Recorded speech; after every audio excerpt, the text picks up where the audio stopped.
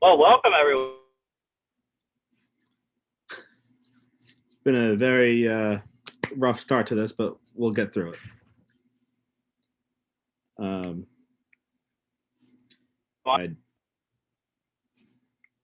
kind of hard to hear you there, Rusty. I can't really understand you. Keep going now. But I'm on the road currently back to Georgia. So I would say an upset-filled weekend of quarterback getting moved today. News. But yeah, a couple things actually a little bit. But let's get it rolling, Chris. all right. First up is the Villanova versus Maine game. Looks like Villanova took care of business there, winning the game 44-17. I mean, quarterback play wasn't the greatest. I mean, both had around a 60% completion percentage and less than 250 yards. But I mean, it looks like the story were the running backs there for both teams. Maine running back Freddie Brock with 14 carries for 88 yards and a touchdown. He did have that one fumble though, but and then there's the two Villanova running backs, Justin Covington, who had 9 for 82 and 4 touchdowns, which is the big number right there, and Jalen Jackson for Villanova, who had 10 carries for 76 yards and a touchdown. So, like I said, I think it seems like the game was decided on the ground in this one. Yeah, Covington had himself quite the game there for the Wildcats. I did think that Maine would put up a little bit more of a fight because I think they're a better team than that. Mm-hmm. But yeah, Villanova's defense was very good. I didn't get to watch this one, but I knew Villanova was going to win. I just didn't know it was going to be by that much. But yeah, we do have less game recaps today than we did game previews on Friday. A bunch of games got canceled and or postponed, including James Madison Richmond, which I thought would have been a really good game. But yeah. Villanova good win on this one. Yeah, and they were actually the underdog because they covered a +1.5 spread there. And the under 66 hit in this one, which just barely hit. I think that's 61 total points right there. So yeah. Yeah, that spread swung very hard, I would say. Because on our previews on Friday, Villanova is actually a 3.5-point favorite. I wonder why it was such a big swing there. I have no clue. Like, I don't know if there was any big injuries or anything like that, but yeah, Villanova took care of business in this one. All right, on to the next one. We got number 7 Kennesaw State shutting out Robert Morris 35-0. I mean, I feel like there's not much to say about this one because Kennesaw State is the number 7 team right now, and they are 4-0, and they went against a team like Robert Morris, who, I mean, maybe I'm wrong, but I definitely don't think that they have anywhere near the talent to take on a team like this. Yeah, Kennesaw State, their quarterback was good. Anyways, in this one, for a triple option quarterback, had himself a perfect day, I believe, right? Yep, 3 for 3, 45 yards and a touchdown, and 93 yards on the ground with a touchdown. He did have a fumble. Yeah. Again, knew that Kennesaw was gonna win. Robert Morris is not that good, even though their only game before this one, they gave James Madison quite a run. But yeah, no real shocker in this one. I mean, yeah, and George Martin, the Robert Morris quarterback, didn't help himself either. He was only 8 for 19, which is 42.1% completion percentage for 51 yards. So, and an interception. So when you do that, your team's definitely not going to win. It seems like I said at the beginning of this one, Kennesaw State kind of just took care of business. And linebacker Bryson Armstrong for Kennesaw State did have a 75-yard pick six, though. Yep, solid play by him. Kennesaw State did cover minus 19, but the under of 51.5 hit because Robert Morris couldn't score anything. Unders are going to be a trend here. Mm-hmm. All right, next one. McNeese State won against number 13 Nicholls State here, 43-31. I can't really see on the left side of my screen here. I don't know why it's cut off, but McNeese was not ranked, right? No, it was an upset. It was at McNeese State, and if I would have looked into the history more about McNeese versus Nicholls, I would not have put Nicholls minus 13.5 in my parlay because Nicholls hadn't won at McNeese since 2008, I believe. And yeah. And is this an annual opponent for them? Huh? Is this an annual opponent for them? Yeah, they're in the same conference.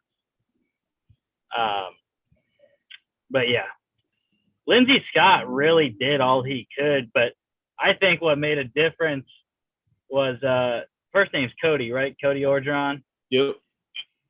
Yeah. Big old daddy was there. Edo was in the building. They kept showing him on camera. Mm-hmm.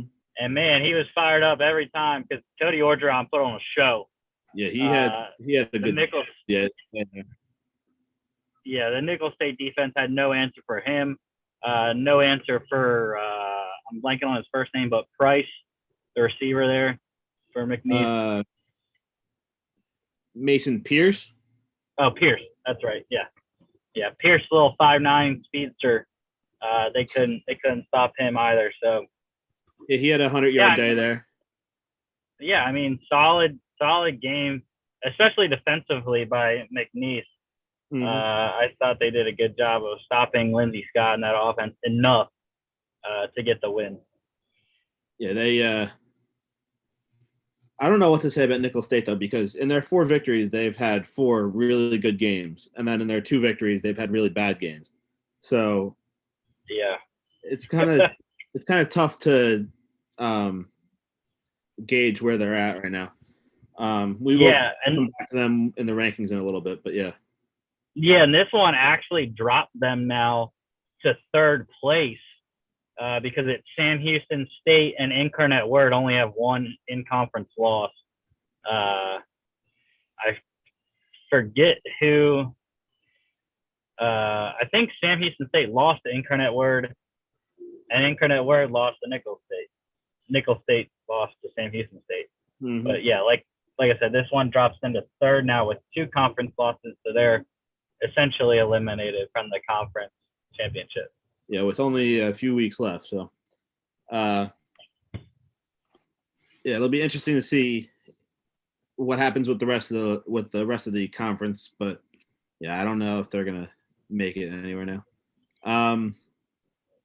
So as you alluded to before, McNeese State covers 13.5, and the over hit in this one, which was 60. I guess this was one of the few that didn't go along with the trend that you said was happening this weekend. Yeah, it switched. It switched from the last couple of weeks. We had a lot of overs. This week, I have a lot of unders. Mm-hmm. All right, on to the next one. East Tennessee State gave number 10 VMI their first loss of the season, winning 24-20 here. I mean, it looks like VMI had a pretty good game. At least their quarterback, Seth Morgan, did. But looks like East Tennessee State just squeaked out with the win there. Yeah, I mean, I didn't really understand how VMI didn't win the game. I mean, they were up, I believe it was 14-0 early, And, East Tennessee's defense just stepped up in the second half, really. VMI had a shot at the end. They got an interception late in the fourth quarter, drove down to around, I want to say the ETSU 30, something like that. Mm-hmm. And obviously they couldn't kick a field goal. It wouldn't do anything, being a 4-point game. So they went for it on fourth down. I think it was 4th and 6, somewhere around that area. Completed it, but on the hit, the receiver fumbled it. That's the Harris fumble that you can see there. Yeah. Horrible way to end the game for VMI. Yeah. So, like I said, VMI statistically had a great game. It was just, I guess they couldn't, like you kind of just explained the story there. They couldn't get that final play there. But not to discredit East Tennessee State either, because they did do their job. They did what they had to do to win this game. And I mean, their quarterback though, Brock Landis, he didn't have a good game really at all.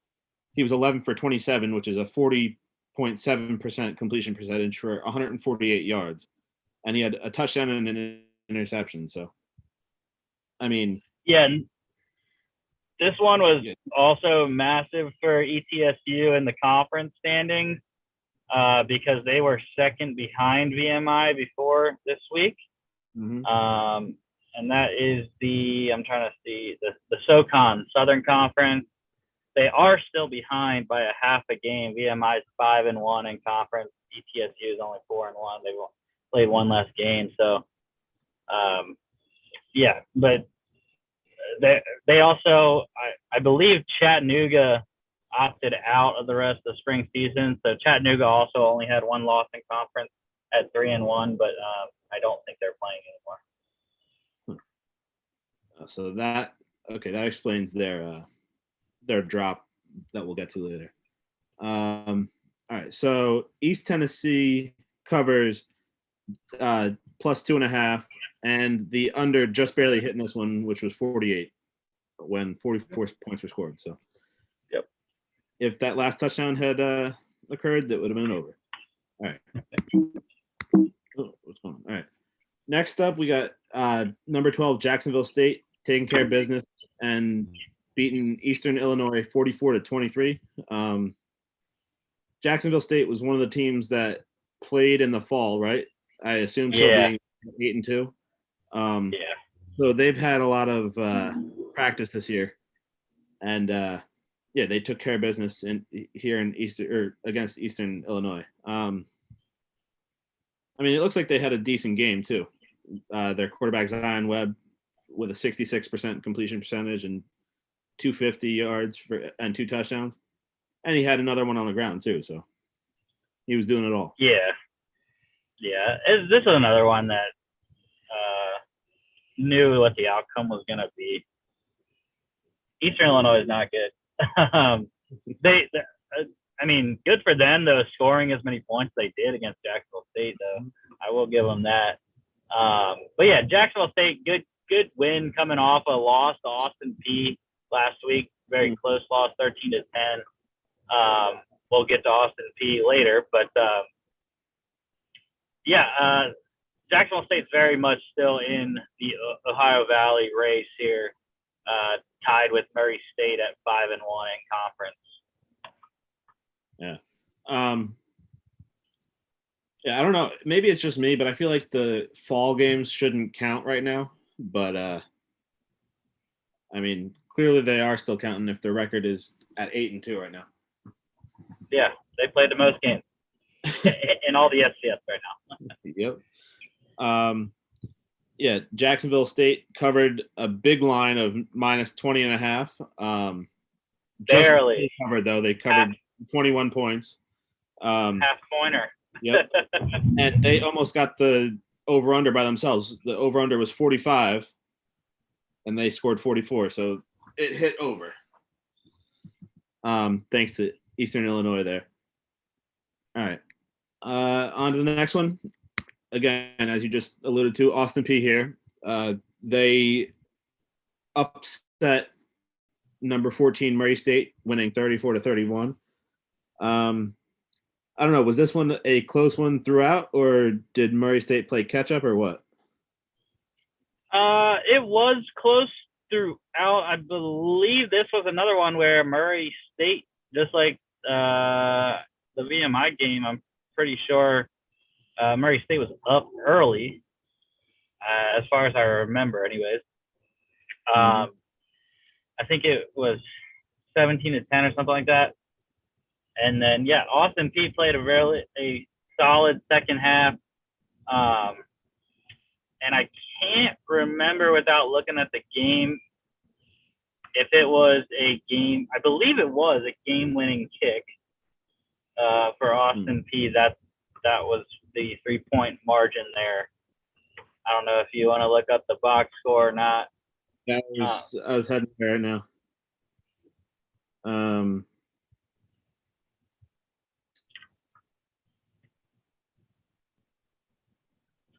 Where's Austin P? Where are you, Austin P?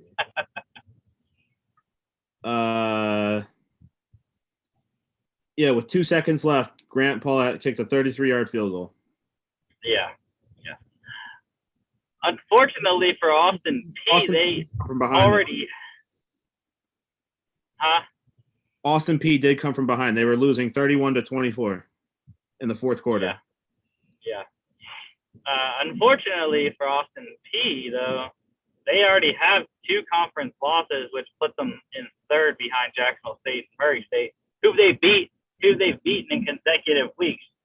So Austin P is really a team that's coming on, and I think despite being only 4-5, could potentially be in play for, an at-large bid for the FCS playoffs.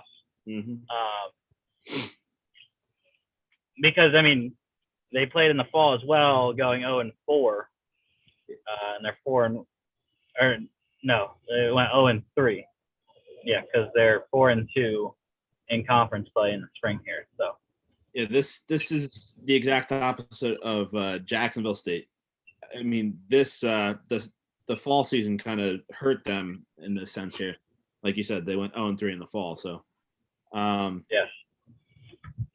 But yeah, good job for Austin P here, and sorry to Murray State for losing this one. And that was the first loss of the season here. The FCS parlay this week was not as close as the last 2 weeks. Last 2 weeks I had one team that screwed it up for me each week. This week was not as good with all the upsets. I had Murray State money line. I had BMI money line. Like I said, I had Nickel State minus 13.5. I think those were my 3 losses. I think it was a 5 or 6 teamer. But yeah, not as good this week. Not as close. Still haven't hit one yet. I'm going to hit one eventually. Well, we'll celebrate when you do. I did hit an NHL parlay last night, though. That was good. Murray State covers 3.5 and the over of 52 hits. All right, on the next one. Mercer upsetting number 21 Furman 26-14. This one looks like it was kind of a boring game here. Correct me if I'm wrong, but looks a little low scoring, and other than the upset part of it, looks like it wasn't that fun of a game to watch. Yeah, I didn't get to see this one, but great win for Mercer. Furman again, though, it's like I feel like I've said this a million times already this season. Like, what is Furman right now? Like, they're so inconsistent. They'll win very close, and then they'll lose by a lot. Like, they're 3-3 now, right? Yeah, exactly. That's the epitome of inconsistency. They win a game, then they lose. They win, they lose. So, that's why they are 3-3 right now. And I can't really remember their the opponents that they've had in the past, but I don't think they've had any really signature wins this season. No, they lost to VMI. They could have beat VMI or at least go to overtime, but they missed an extra point that made it 13-14 instead of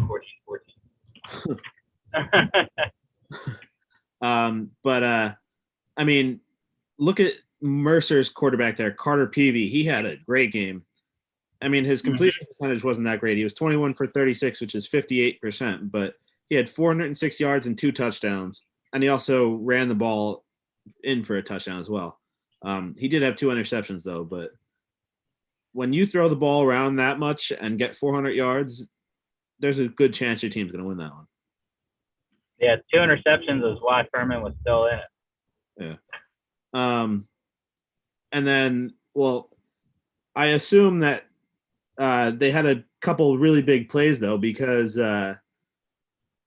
they have their 2 receivers there, Ty James, who had 8 catches for 179 yards, which is an average of 22.4 a catch, and their other receiver, Ethan Dirham, who had 4 for 110, which is 27.5 average.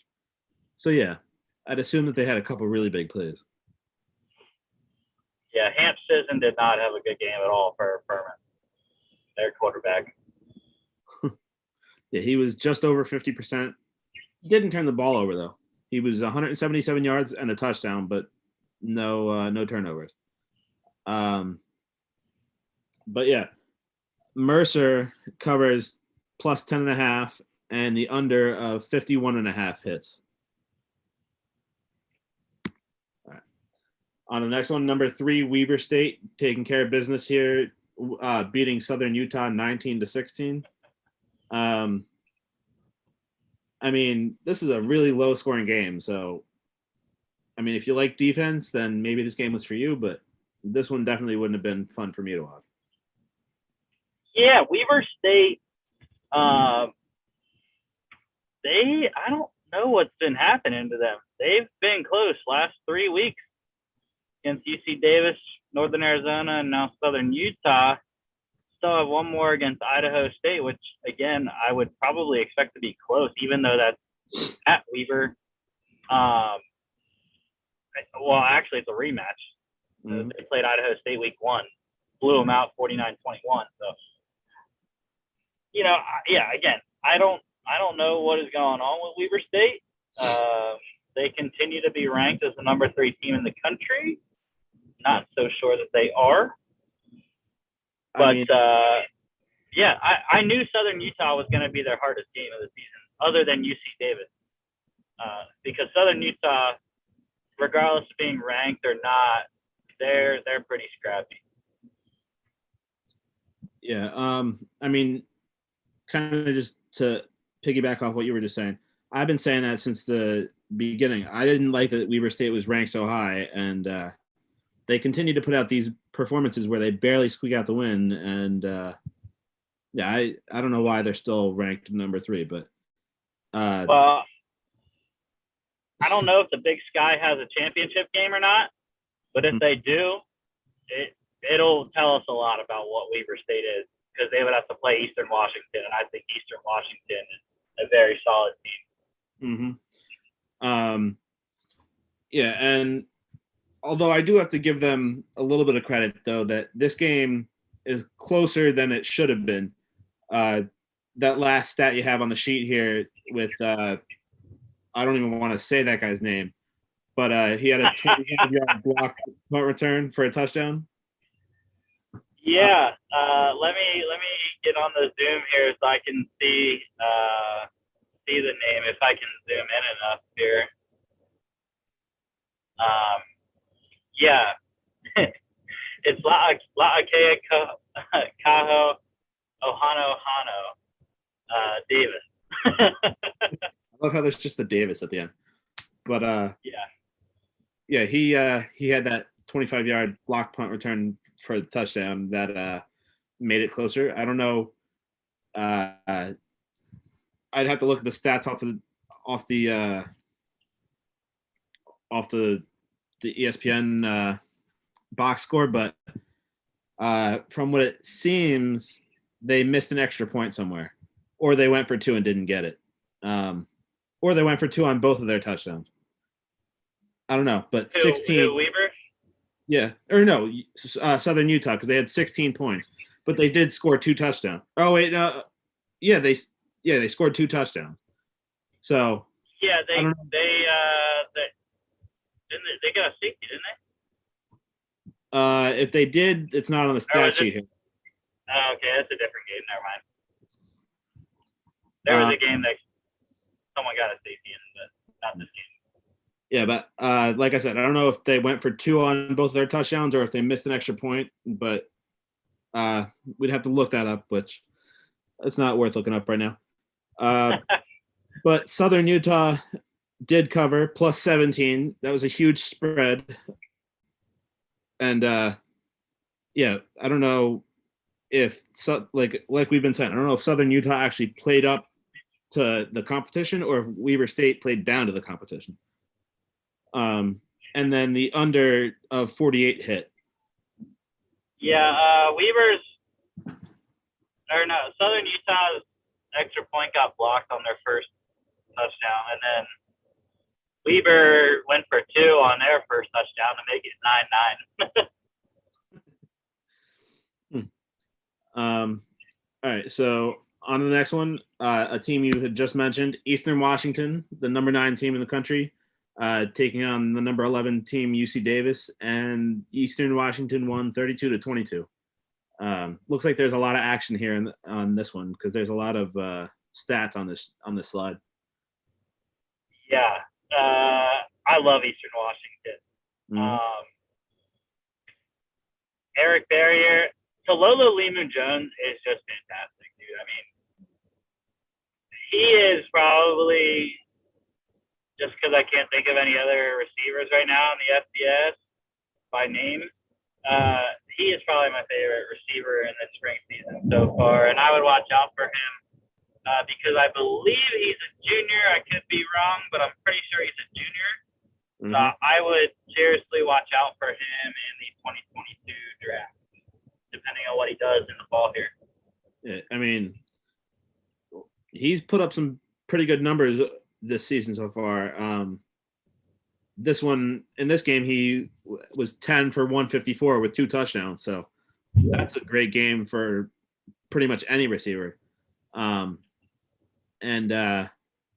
Yeah, I mean, the quarterback, though, Eric Barrier, he had a great game, too. He was 30 for 41, which is 73.2% completion percentage for 392 and 3 touchdowns and an interception. But, yeah, that's a great game right there for him. And that's that Eastern Washington spread offense. Mm-hmm. Cooper Kupp's alma mater. Mm-hmm. And I mean, well, I just want to go back to the guy you were just talking about, Talolo Limu-Jones. Is there a comparison between him and Cooper Kupp, or is he more of a like an outside receiver? What is he? Yeah, I believe he's bigger. He's gonna be probably an X receiver, which is one of the 2 outside receivers. Mm-hmm. As far as I can remember, anyways. Yeah, and I mean, his teammate there, Freddie Robertson, he had a great game himself. I mean, he had 4 catches for 86 yards, and he also broke off a 42-yard touchdown run. So, yeah, like you said, this Eastern Washington offense is pretty powerful here. Yeah, and I don't know what happened with the quarterback situation for UC Davis because Hunter Rodriguez is their normal starter. Mm-hmm. But I was watching this game a little bit while I was watching some other stuff as well. And there was just a couple of plays where Hunter Rodriguez got taken out for a couple of plays. The backup quarterback went in. And I don't know why they did that, but because Hunter Rodriguez, he had the 509 stat line, right? Hunter Rodriguez, Yeah, he was 7 for 14, 50%, 116 and a touchdown, and 4 carries for 11 yards. Okay, yeah, I was wrong. The backup was 5 for 9. Yeah, he was 5 for 9, 52 yards and a touchdown, and 9 carries for 60 yards and a touchdown on the ground. Yeah, so I think maybe that was why Hunter Rodriguez was very inefficient against the Eastern Washington defense. Mm-hmm. The backup came in and played well, not enough to win them. Yeah.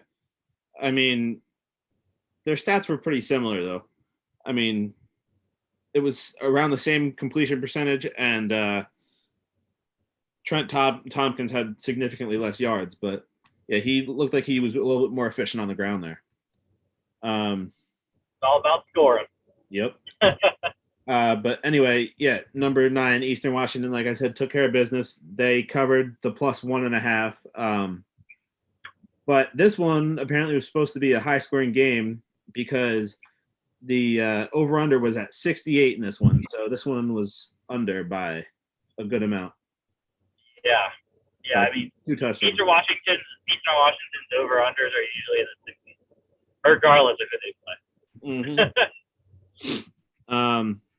All right, and then we got a couple more here. The next one here, Idaho State upset number 24 Idaho, the Battle of Idaho, I guess here. 24-22. So this one looks like another close game here, but again, I don't know how the game went overall. Yeah, it was the Potato Bowl. Idaho struggled against the Bengal defense for Idaho State. I did not expect Idaho State to win. I thought Idaho was the better team. But this is the second time I've trusted Idaho this year, and they've lost. Granted, I didn't put money on Idaho, thanks the Lord. But yeah, Idaho gets into the top 25 every time, and they lose. So it is what it is, I guess. And I'm just looking at the box score here, and I don't know if it would have mattered in the end, but Idaho did go for 2 and did not convert it at one point. So, I mean, that still would have only, if they went for the extra point instead, it still would have only been 24-23. But if they get it, yeah, if they had they had converted, it would have been a tie game. But yeah, this one. Let me see. What was the spread here? I mean, it was supposed to be a close game because Idaho State covered plus 5.5, so it was supposed to be a relatively close game. But Idaho State obviously made it closer than it was supposed to be. And then the over/under, the under hit at 55.5. So, yeah, there's a lot of 5s in those lines there. Yeah, Idaho State's defense played very well in the second half. They limited Idaho's. I don't know how many points Idaho scored in the second half, but Idaho scored 16 in the second half. It was 14-6 Idaho State at half. Okay, then I was wrong, but yeah, I was surprised at halftime. It was 14-6. A little more offense in the second half, but still, Idaho State's defense came up with big time stops when they needed it. Yeah, I mean, Idaho had their chances though because Idaho State was shut out in the second and third quarters, so they had their chances to score more points, but they couldn't get it in the end zone. I mean, they got it in the end zone once, but they kicked 3 field goals after that. They also had a chance at a safety because of a blooper on Idaho State's kickoff return team. The returner caught the ball and kneeled down at the 1-yard line. Oof. So they had a shot at a safety for the Vandal defense, but Idaho State got it out and then ended up punting that drive. They got enough yards that it cleared the punting room. All right, like I said, Idaho State covered 5.5, and the under 55.5 hit by 9 points. I think that is. Yeah. All right. And then on to our last game of the week here. Number 25, Southeastern Louisiana taking on Lamar, and they crushed them 42-12. Yeah. Another one that I expected to be like that. As far as I can remember, I think Lamar has only played one close game this year out of their 5. And, yeah, they've gotten blown out many times this season. Mm-hmm. They're not good. Sela, I can't remember what their game was last week. I think they were bouncing back off a loss. That's why they were down to 25. Yeah, they lost by 5 to Sam Houston last. Or no, that was never mind. That was February. Their last game was 2 weeks ago on March 20th. They lost in a high-scoring game to Incarnate Word, 56-45. Oh yeah, that's yeah. So I mean, they had 2 weeks to prepare for Lamar, and looked the part. So Sela is an in-between team. I don't think they're that great. They have the capability to score a lot of points, as we saw in some of the shootouts against Incarnate Word. They played very well against Sam Houston State as well in a shootout. But yeah, I don't think they're going to make the playoffs. Yeah, I don't see them making the playoffs either. Like you said, they're kind of like the in-between team. They're not one of the top teams, even though they are ranked. But again, they're at the bottom of the rankings, at least for this past weekend they were. We'll see in a minute what they are at now. But yeah, and they're currently tied for third in the Southland Conference with Nicholls State at 3-2. Yeah. So it's a long shot for them to make it in, but we'll see how the last couple weeks here shape out. And let's see, for that one, Southeastern Louisiana covers minus 16.5. So that was a big spread there. And again, this one had a very big over under. I mean, it looks like Southeastern Louisiana did their part, but the under hit, which was 62. So they just needed 8 more points. Well, 9 more points, I guess, to go over. But all right. So now just to recap here, the top 25. Let me just pull up my notes here. So the top 6 stayed the same from last week. James Madison at 1, North Dakota State at 2, Weber State at 3, South Dakota State at 4, Sam Houston at 5, and North Dakota at 6. Those top 6 were the same as last week. Yeah, North Dakota State, James Madison, South Dakota State, and North Dakota all didn't play. Yeah. Kennesaw State up 1 spot from 8 last week. They're now number 7. Delaware moves up 3 spots to number 8. Eastern Washington also moves up 3 spots to number 9. Jacksonville State dropped a few spots, 3 spots from number 7 last week to number 10 now. Villanova had a big jump. They moved up 5 spots. Hold on. Did they not update it yet? Because Eastern Washington was already number 9. Well, I went off of what we had on the slide from last week, and then I did. No, this is updated. Yeah, you can see on the stats poll their last week ranked and this week ranked. Well. So yeah, Eastern Washington did move. None of the top. Let's see. 9. Well. Top 9 did move. Well, then I don't know, because we had different numbers. We had different numbers on our one from last week. Then.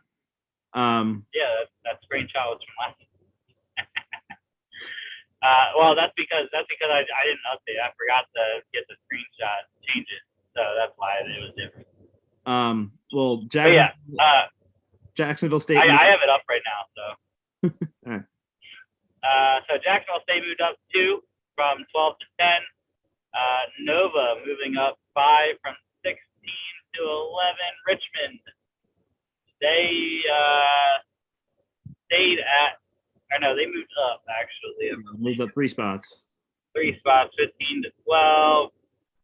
Down 11 to 13 is UC Davis after their loss to Eastern Washington. VMI drops 4 spots after losing to East Tennessee State 10 to 14. Let's see, Missouri State. They up 3. I can't see there. It's too small. 4. You got it up, Chris? Yeah, they moved up 4 from 19 to 15. All right, take it away. Take the rest. Southern Illinois moved up 2 from 18 to 16. Murray State moved down 3 from 14 to 17.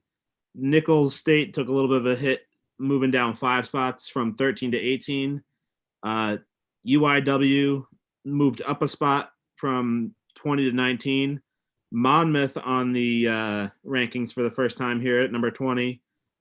Same with ATSU at number 21. Rhode Island stays at 22. Southeastern Louisiana moves up 2 spots to number 23 from 25 last week. UNI drops a spot from 23 to 24. And then we got a tie here at number 25 between Duquesne and Austin Peay, who were not part of the rankings last week. Yeah. Now, I might have been looking at the wrong thing, I guess. But between the one I looked at and this one, those were the 4 here that dropped out of the rankings. Like I had alluded to when you mentioned something about them, Chattanooga at one point was at number 9, but you said that they opted out, so I guess they get taken out of the rankings altogether. Furman, I don't know if they were on it this past week, but they were at number 20, and the one I looked at, they're gone now. And then number 24 at New Hampshire got taken out, and number 25 Maine got taken out. Well, that was last week, but I'll tell you you were right on most of them. Furman dropped out from 21 after their loss to Mercer. New Hampshire, you're right on that one. They dropped out. I don't remember what number they were last week. I believe they were 20, I think. And then Idaho dropped out from 24 this week. So. All right. Yeah, that was a little bit of bad communication on our part. We're sorry about that. But yeah, with the rankings here, obviously East Tennessee State beating Villanova, or not Villanova, VMI, wrong V. They get in. Duquesne, they are playing in their conference championship game this coming weekend against Sacred Heart. I would expect them to win the Northeastern Conference, the NEC. They have been the dominant team in that conference this spring, even though I think that conference has only played 4 games. Let's see, the other 2 that are in Monmouth and who else? The ones that just got on Monmouth, ATSU, Duquesne, and Austin Peay. Austin Peay we've talked about a lot, so I'm not going to talk about them. But Monmouth, yeah, they were in the rankings earlier in the year, got a bunch of games postponed. Now that they're actually playing games, they've been solid. They just beat Gardner-Webb this past weekend. So, yeah, Monmouth is looking good. Jersey team in there for you, Chris. Yeah, I mean, they're a South Jersey team. They're down the shore, but hey, like you said, it's a Jersey team. So, I mean, I got to root for them, I guess. All right, so that concludes our college football segment for the show. And now on to some NFL news. When we were making this slide, we originally didn't have any news, But then a couple things dropped right before the show. Before we talk about the biggest one, I have a couple of nuggets that I got on notifications here. Mm-hmm. So first off, a visit former Broncos and Eagles safety Will Parks. He's visiting the Lions. Detroit trying to add secondary help. They need all the defensive help they can get in Dan Campbell's first season there. So Will Parks, I remember him from the Eagles the last couple seasons.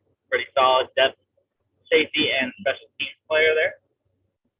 Also, it's interesting. I thought that we were doing the NFC South mock today because I got a CBS Sports update that said that the Falcons are possibly looking to move from 4, which makes the trade that we're about to talk about even more interesting, I think, because obviously the Falcons weren't going to trade the Panthers. Why would you do that to give your division rival their quarterback of the future?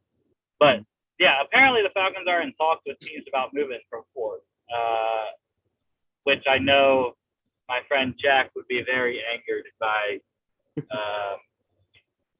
because he wants their quarterback of the future. So, yeah.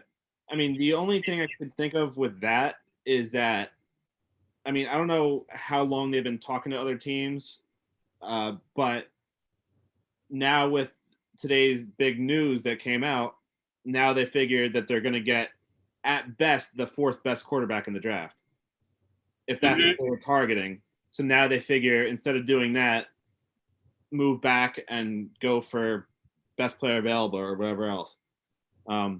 Even though they could still get a player like Kyle Pitts or or even if they wanted to shore up their offensive line and go with Penei Sewell, they could still do that for. I don't know if they're going to be able to do that if they move back to like 10 or later, but yeah, I think the move back would be to get a defensive player. Yeah. That's just what I have in my mind. I think the Falcons are fine on offense. They need defensive help. Yeah. Which we'll see in the mock draft. But go ahead. Break your team, my Panthers. Yeah, I want to get your take on it too, because this is a big trade between our two teams. So many of you may already know what we're talking about here, but the New York Jets have traded away their former starting quarterback, Sam Darnold, to the Carolina Panthers. And the Carolina Panthers are sending back a 2021 6th-round pick, 2022 second-round pick, and a 2022 4th-round pick. I mean, honestly, I kind of like this deal because, I mean, there's a lot of reasons, but mainly it's because if Darnold stayed on the Jets here, I mean, granted, he's kind of doing the same thing by going to a new team, but it was going to be his like 3rd coach in 4 years or something like that. So he could never really get accustomed to any sort of system, even though Adam Gase's system was terrible to begin with. But yeah, he could never really get accustomed to any sort of system there with the Jets. And yeah, he just kept regressing with the Jets.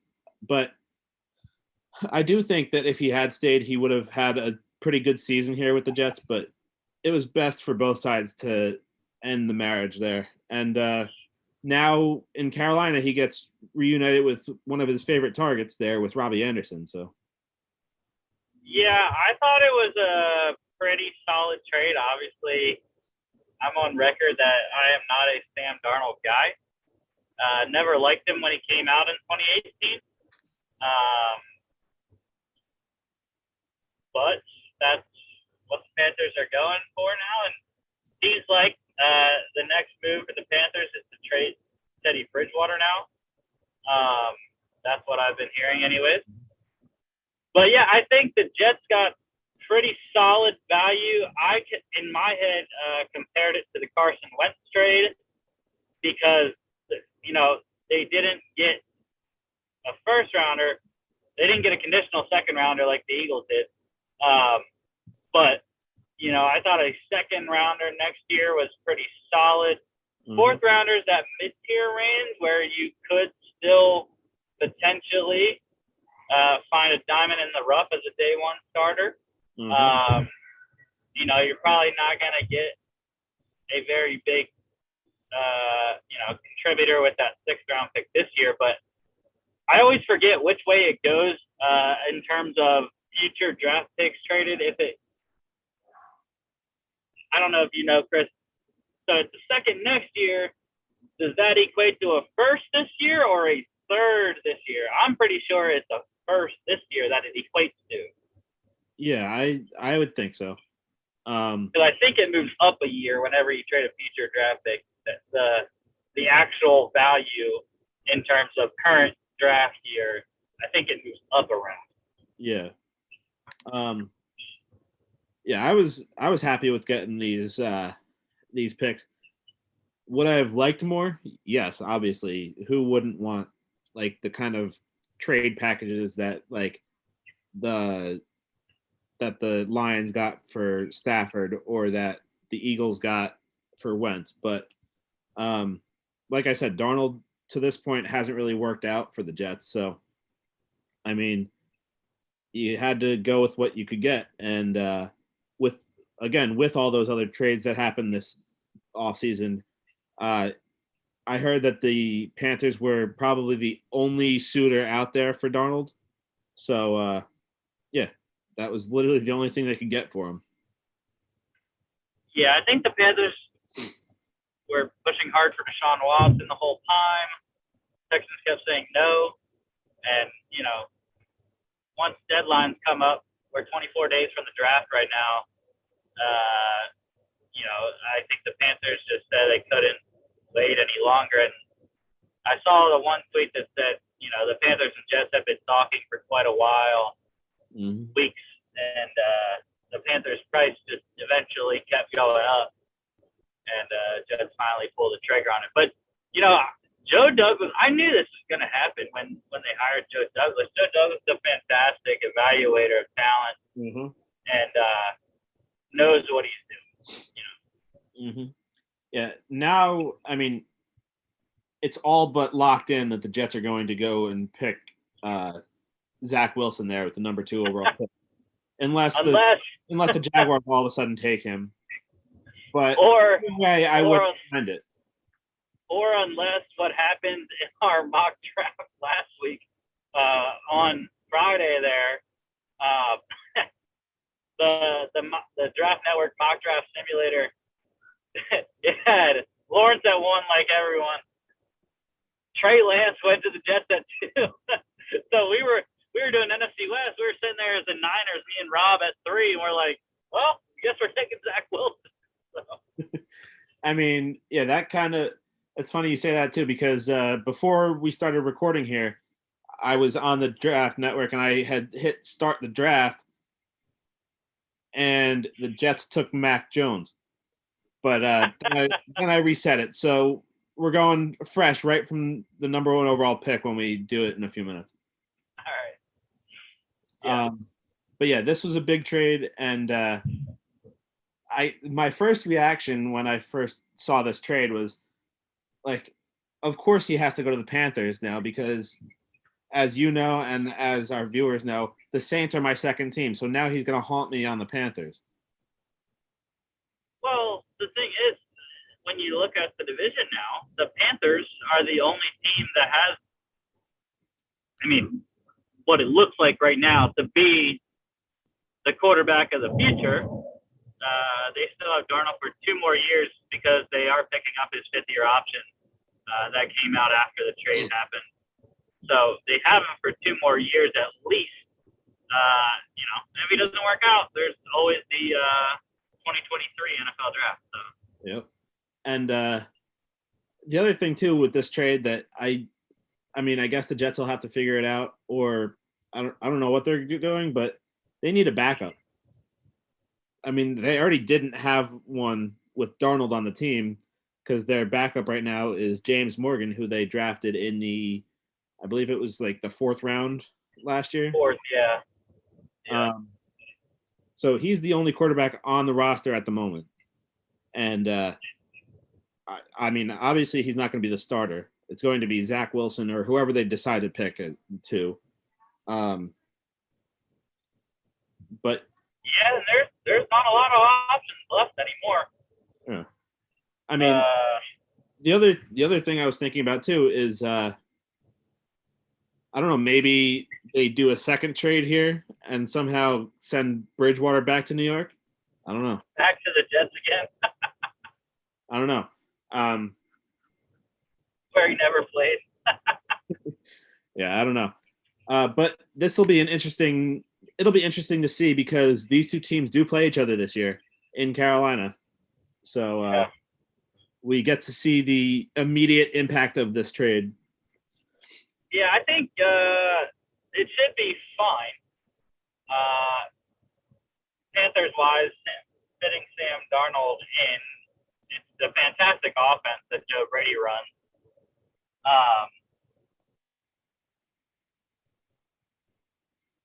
Yeah, it's a great offense that Joe Brady runs, but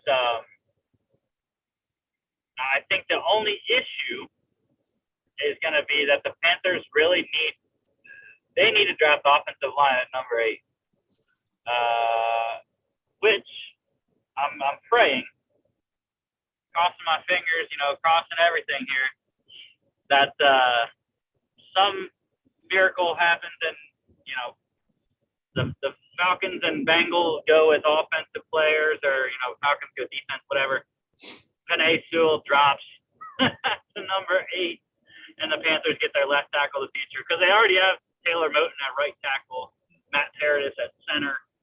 They need guard and left tackle. So, I mean, I wouldn't be too upset though if they got Slater or Vera Tucker. Those are two good, solid options too. Yeah, I think Slater is more of a safer bet to be there at 8. But who knows? Like, I think that the top 4 picks are going to be quarterbacks. Mm-hmm. Maybe not now since the Falcons are looking to trade out. But if the Falcons are looking to trade out, someone's going to come up for that 4th quarterback. And the Bengals, I've heard stuff that they are not looking to take a tackle anymore. So, Kyle Pitts, one of the receivers, could be there. Miami is most likely going to take a receiver at 6. And then who knows what the Lions are going to do at 7. Yeah. I don't know. All right. So now moving on from actually before we move off the news segment, there was just something I saw when I was scrolling Twitter before the show that it's not necessarily news, but I felt like it was a little noteworthy because I feel like this will impact contract negotiations moving forward. But starting this season, the players will be paid out over 36 weeks as opposed to the 17-week payout that they normally would get. So now it's smaller paychecks that they're going to be getting. Granted, some of these guys, doesn't really matter how much they get paid per week because they still have massive contracts, but this definitely affects the smaller contracts a lot more. Yeah, I mean, I don't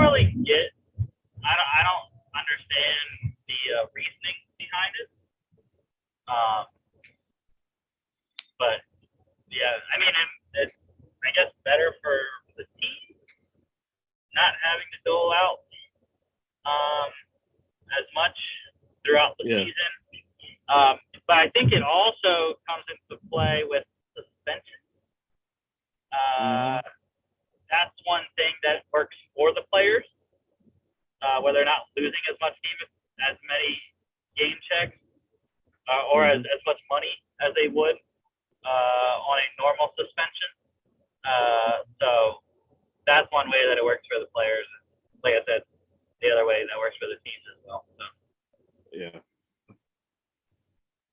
All right. So now that we are done with the news segment, we're going to play our favorite Monday show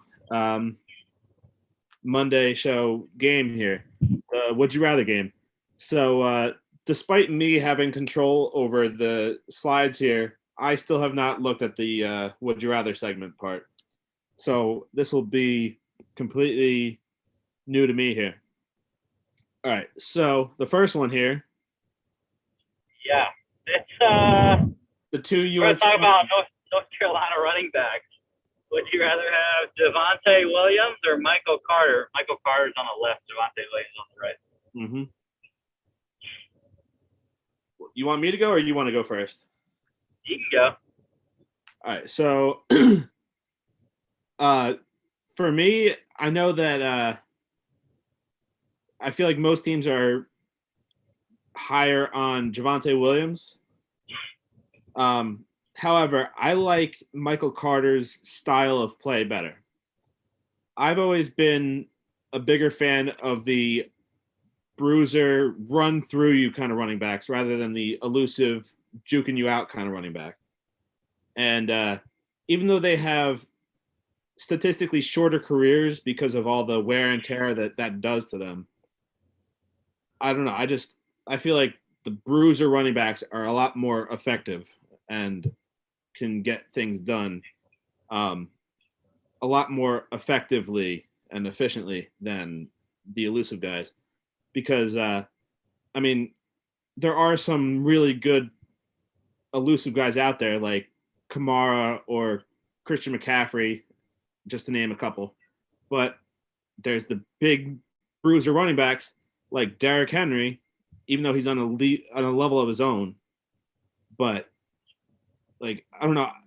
As a fan, I just love to see the trucking and the stiff arms a lot more than the juke outs. Yeah, I'm with you. I like Michael Carter pretty much for all the same reasons you said. Tough inside runner. Saw him at the Senior Bowl there. Played very well. Had a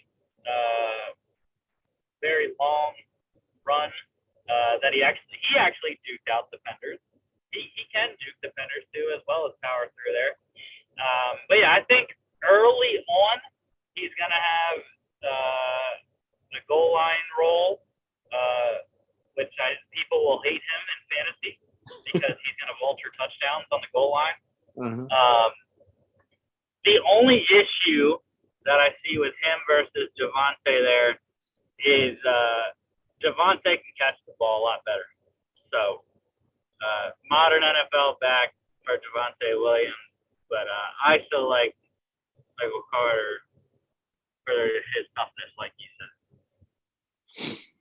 All right, so we're 1 for 1 so far. Let's see how it goes now. All right, number two high-profile quarterbacks here. Russell Wilson versus Deshaun Watson. Yeah, the two guys that were, supposedly gonna get traded. Watson, everyone thinks still will eventually. But I don't know. Personally, I would take Russell Wilson. For one, you're gonna pay less in a trade for him because he doesn't have as many years on his contract. He's older as well. But I just think Russell Wilson is so dynamic. Both of these guys can run and throw very well. But I think Russell's mental game is a lot stronger than Deshaun's is. Mm-hmm. As well as, Russell Wilson's Super Bowl champion. So he has that championship pedigree already. Deshaun Watson hasn't even won a playoff game. So I'm going to go with Russell Wilson. So I guess we're 2 for 2 here because I'm also on the Wilson train. Forgetting about Watson's whole thing that he's going through right now. Like you said, I think Wilson just has the pedigree, and these two are very similar in play style, and they've also both been in relatively similar situations. I mean, Wilson at the beginning of his career had the Legion of Boom and stuff on the defense, But then, like, now the defense is nowhere near what it used to be for Seattle. Yet they're still winning ball games, mostly because of what Wilson's doing. So he elevates that whole team, and he can win the games. Not saying that Watson can't, but it seems like Watson kind of needed the DeAndre Hopkins or I don't know anybody else on that team. I mean, yeah, granted, Bill O'Brien completely destroyed the Texans and left Watson with nobody on the team. But a great quarterback doesn't need a great supporting cast. As much as I hate to say it, just look at Tom Brady. He on his offenses last year was the first time he actually had like an amazing offense. So, yeah, I think that Wilson, and like you kind of said too with the whole contract situation, Wilson requires less years, less money, and all that to be invested into him. But the other hand with Watson though too is that I don't know, if I was a GM, I might trade for Watson now, but for a lot lower of a cost than what the Texans were asking for, because obviously I wouldn't want to give up all those first round picks for him if the stuff actually turned out to be true and he got suspended and all that, or even kicked out of the league. If I could get Watson on the cheap, I would consider going for him, but yeah, I think Wilson's the clear pick here. Yeah, the Deshaun Watson supporters will say, well, he led the league in passing yards last year, so. But a majority of those yards were garbage when the Texans were already losing, and he had to try to bring them back, and he was just slinging the ball around because he had to. Yep. Plus, they didn't have a running game, so he was literally their only offense. And, yeah, both quarterbacks have crappy offensive line. Actually, both teams have their franchise left tackle, but not much on the rest of the offensive line. So, yep. But yeah, like I said, we're both on the Russ train. Yeah, and just a side note with the Texans, they spent all that money in the backfield this year, and I still don't think they really know what they're doing, because now they have 4 starting running backs. They don't know who's playing. Yep. But anyway, on to number 3. So, wide receiver you or running back you? Now, are we talking about the schools in general or like the players that have come out of those? What are we talking about here? Yeah, we're talking about would you rather have Alabama receivers or Georgia running backs? All right. Well, I mean, just thinking about the players that are in the league now, obviously you have that picture of the 3 running backs there that are all, well, I'd say Chubb is the only elite one in that picture right now. But Gurley has been in the past, and Michelle, I mean, he's had his moments too, but he's probably the worst of the 3 in that picture. And then thinking about the Alabama receivers, I mean, probably one of the most notable ones that I could think of is wow, his name just completely I just completely lost his name. Amari Cooper. Yes, thank you. I don't know why. I was literally about to say his name and then I couldn't remember it. And then his teammate, CeeDee Lamb as well, right? No, CeeDee Lamb is Oklahoma. Or no, yeah, Oklahoma. No, so Henry Ruggs. Henry Ruggs wasn't his teammate, but no, but Ruggs is another Bama receiver. Yeah, Ruggs and Judy, former Alabama teammates. And I'm trying to think of any other Alabama receivers in the league right now. Was Julio. Oh yeah, I was thinking one of the Falcons was. And Calvin Ridley. Yeah, okay, it was Ridley too. I thought that. Yeah, so I think overall, the Alabama receivers seem to be more plentiful and have I would say they have longer careers, obviously, than the running backs, but that's a general statement because no matter what schools they come from, it seems that running backs usually have a shorter career anyway. But I don't know. I think I'd rather have. I think that's a major factor why I think I would go with the Alabama receivers too, because of the longevity of the position. The and yeah, we already just listed off a bunch of the names too.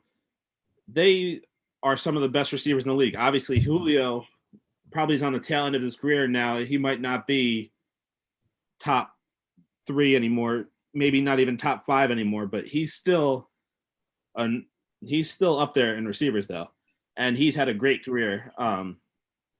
Just unfortunate that he was on a bad team. But then there's Amari Cooper, who he is on possibly one of the better offenses in the league right now. And we'll have to see how that works out for him moving forward, but he still has a lot of years left. And I think he's one of the better receivers in the league still. Yeah, Alabama, we all know, is the number one school in the country. It's been for a while, but as we alluded to here, they're most known probably for the receivers. And yeah, I would have to go with the receivers here. Oh, dang, Chris, that was a long explanation to say you're picking Alabama receivers. I was trying to just figure out what I wanted to say. Yeah, I would say that there are more Alabama receivers because it seems like 2 are coming out every year now. Mm-hmm. And I would say that when you factor in Julio, Calvin Ridley, and possibly Amari Cooper, they have had more impactful careers. I'm staying away from the longevity thing, but more impactful careers so far. But I'm kind of biased, obviously, being Georgia, but I was thinking about that. I have to go with the Georgia running backs because consistently we've been putting out running backs that have been solid. Todd Gurley is a shell of what he once was, but he was the best running back in the league for at least probably 3 years, back when the Rams went to the Super Bowl. Michelle has yet to really break out with the Patriots, but he's had some solid games. And Nick Chubb, I would say, is probably a top 3 running back right now with Christian McCaffrey and Derrick Henry. So I would put Nick Chubb as the best player right now between all the running backs and the wide receivers for Alabama and Georgia. And also, I can't leave this segment without mentioning one Herschel Walker, Georgia's only Heisman Trophy winner ever. Was fantastic in the 80s for the Dogs. And, yeah, that is essentially why I'm going with the Georgia running back, because Nick Chubb is the best player between the Bama receivers and Georgia running backs right now. Well, I'm glad you said it like that, because you first said that Nick Chubb was the best player between Georgia and Alabama, like in general. And I was about to say, hold up, what about Derrick Henry? Because he was an Alabama running back, correct? Yeah. But I forgot to mention the other Bama receivers that I can remember that are out there right now that haven't done as much so far, being higher draft picks in Jerry Jeudy for the Broncos, Henry Ruggs with the Raiders.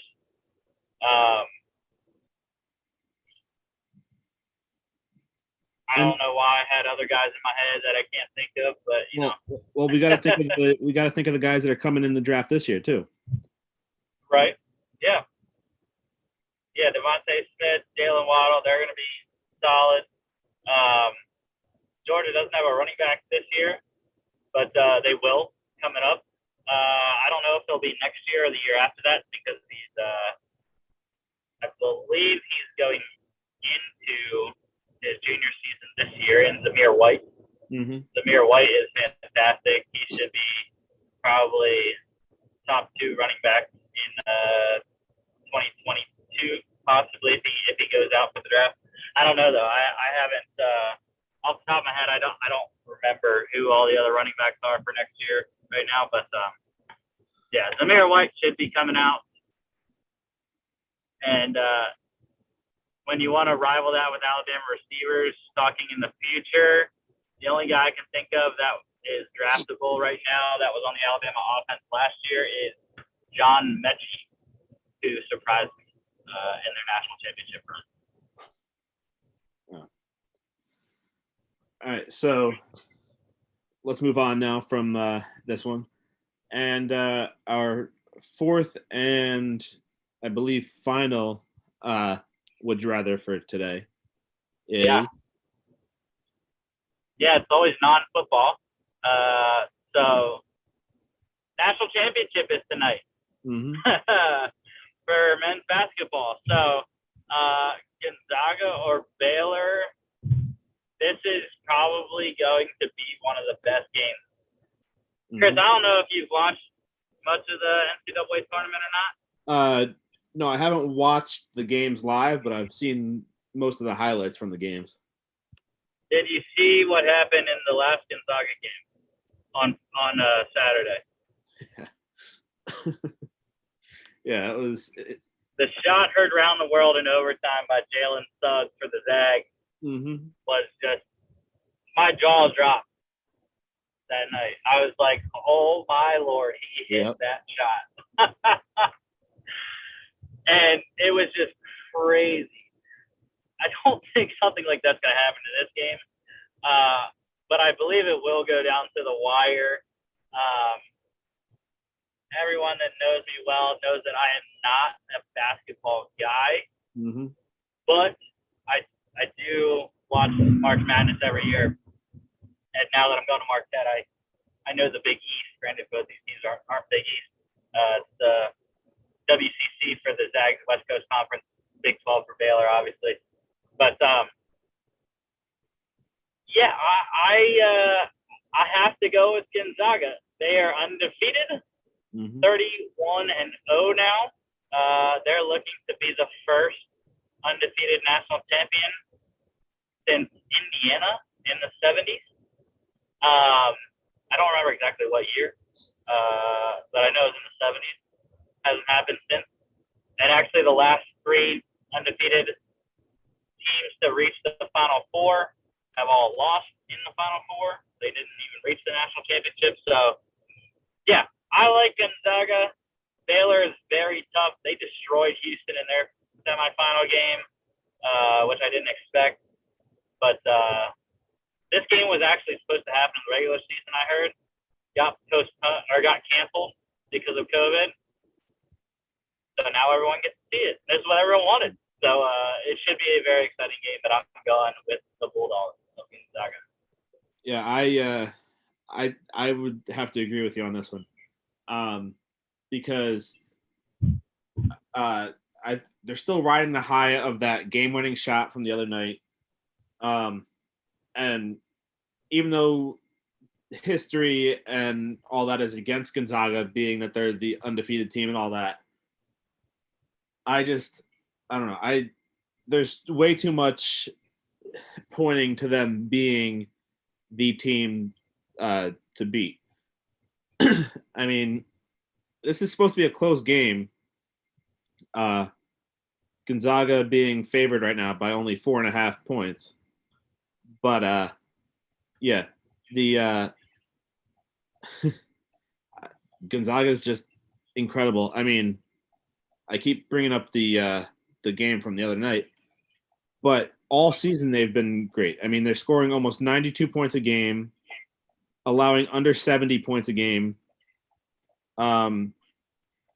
and they're rebounding and assisting at a high rate too. 37 rebounds a game, 19 assists. So they're taking care of business in all aspects of the game, pretty much. Yeah. I'll give you a couple other stats too. Drew Timmy, the big man for Gonzaga, the stash. He got the handlebars going, which I love to see. He has fun with the game. But they're undefeated when he scores over double digits. I don't know what it is now, because last time I heard it, they were 44-0, so they might be 46-0 now. I think that was 2 games ago that they said that stat. But yeah, they have never lost when he scores 10 or more points, and he's scoring. I don't know exactly what he's scoring, but it's somewhere, I believe, in the range of upper teens is probably his average. It might even be in the 20s, because I know the last couple of games he's scored 20 or more, which I was surprised that he scored over 20 in the UCLA game, because when I was watching it, it didn't seem like he was that much of a factor in that game, but he got over 20 points in that one. So that one is a big stat there. And I had another one in my head, but I lost it. So I don't know if you had anything else, Chris.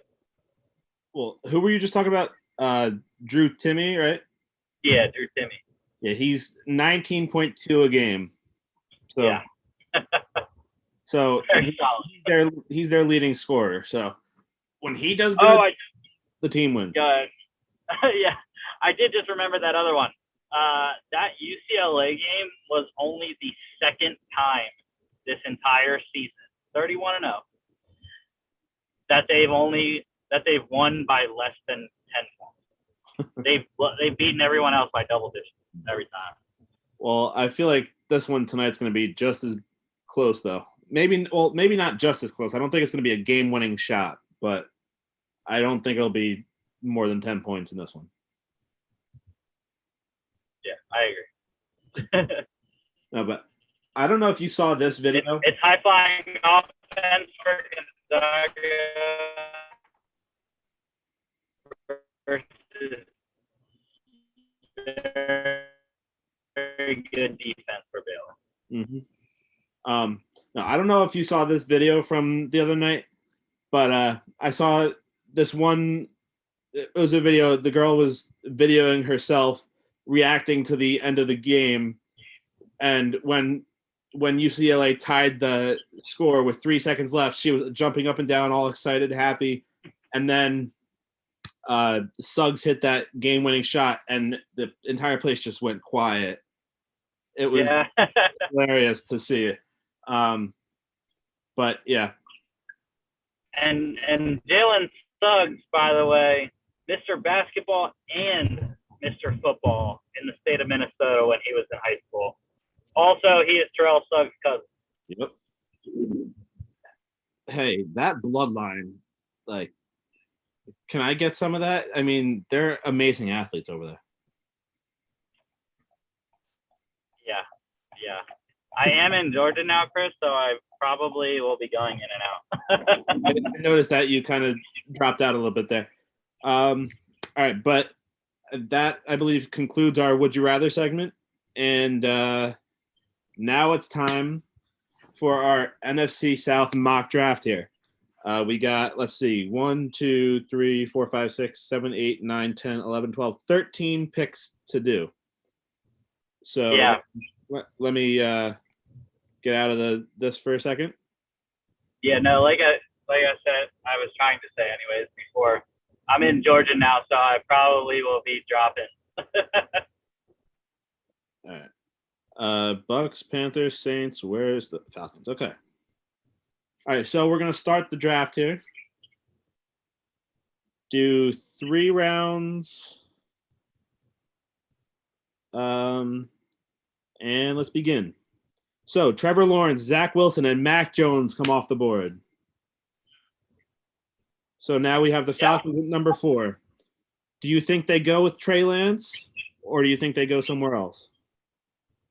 Well, my thought, like I kind of alluded to before, if they're looking to trade out, I don't necessarily think they're looking for a quarterback right now. Mm-hmm. So, like I said, I think they should go defense. But at 4, I don't think there's a defensive player worth that pick. Yeah. And we can't trade because we don't have the Draft Network premium account. So, Yeah, I mean, the kind of to just like piggyback off what you said, the top defensive player, whether you organize it by predictive board or player rankings, either way, it's a cornerback. One way, it's Patrick Surtain at number 12, and the other way, it's Caleb Farley at number 7. Yeah. So go best available player, and I think that's Kyle Pitts. Yeah, I was thinking them too. I was thinking him too. So we'll give them Kyle Pitts, which is also their, according to this website, it's their second biggest need. So they address one of their big needs. The first is edge, it says. Okay, yeah. All right, and then 5, Penei Sewell goes to the Bengals, Jamar Chase to the Dolphins, Jalen Waddle to the Lions, and now the Panthers are up. Even though they just traded for Darnold, do they draft one of these quarterbacks or do they go offensive line, Rusty? I think that I think they have to go offensive line. I think that's really the only thing that I think is missing on this offense. Mm-hmm. So they already have Christian McCaffrey, already have DJ Moore, Robbie Anderson, and I'm blanking on who the heck they just signed at receiver in this free agency. Why can't I think of his name? I don't know.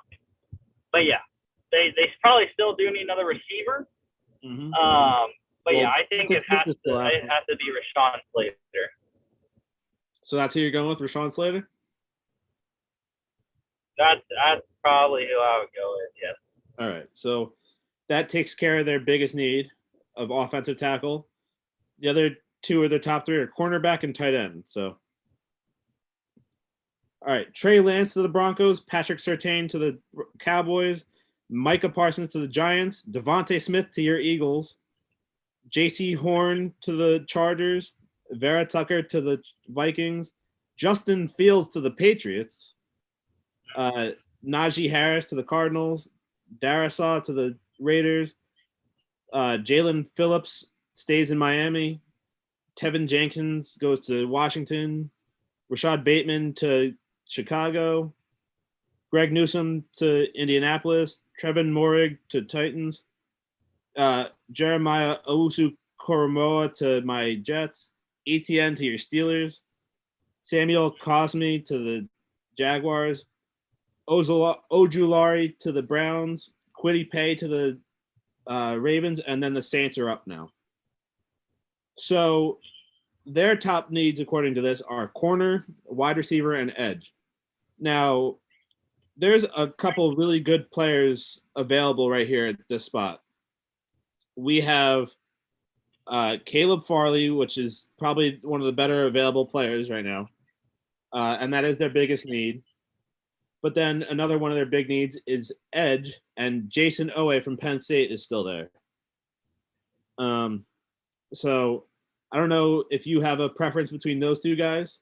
I mean, I know you have that Penn State connection, being that they're one of your favorite teams, but who are the top 5 players on the board other than those two? Javonte Williams, Eric Stokes from Georgia, and Christian Barmore from Alabama. Also, if you do it the other way, Baron Browning, the linebacker from Ohio State, Kadarius Toney, and Terrence Marshall. And Zaven Collins is still there as well. Yeah. as far as there's two ways I would say this.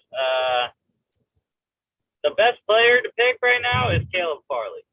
Mm-hmm. He had back surgery, but I don't think it's going to be an issue. He's the best player. My number 2 corner, I believe, Surtain being number 1. Mm-hmm. And so he's the best player. But Jameis Winston / Taysom Hill, whoever it is that's going to play quarterback for them, they need all the help they can get. So I think the pick has to be between Kadarius Toney and Caleb Farley. Mm-hmm. I don't know. What do you think? Well, you're the Saints guy. I mean, they obviously still have Michael Thomas, and they do have some of the receivers that they had last year. I'm blanking on their names all of a sudden, but I mean, they all stepped up in the absence of Michael Thomas last year.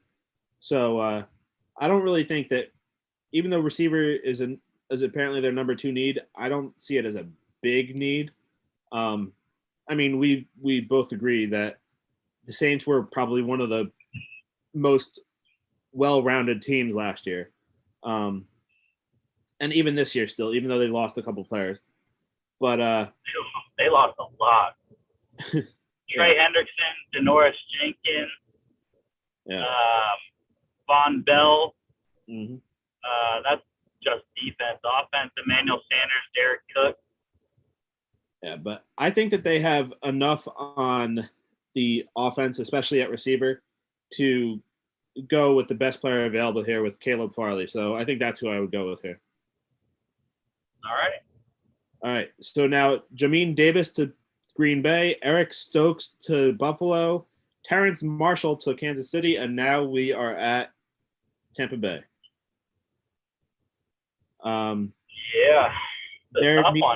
Their needs are apparently interior defensive line, wide receiver, and interior offensive line are their top 3. Yeah, the Bucs are literally drafting for depth and future, looking at the future of their position groups. Mm-hmm. So I definitely do agree. Interior defensive line is much needed. Vita Vea is still young, but they're going to need to fill in once Ndamukong Suh eventually leaves, retires, which I don't know if that's going to be after this season. He's still playing relatively well, so I don't know how long he wants to go, but they definitely are going to need someone inside next to Vita Vea eventually. I would also think that edge rush would be a need because JPP isn't getting any younger either. Mm-hmm.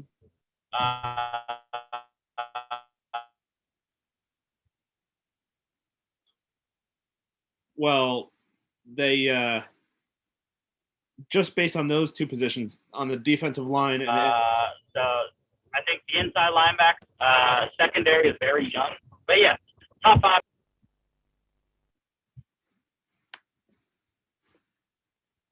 All right. Sorry, I lost you, Chris. Yeah, we keep losing you a little bit, but the just based on the few positions you mentioned, there's a couple of good edge rushers still out there in Jason Owe and Gregory Rousseau, and the top interior defensive lineman is Christian Barmore still. So I don't know if you'd want to go with one of those 3 guys, or if you think that they should go with someone like Nick Bolton or Zaven Collins.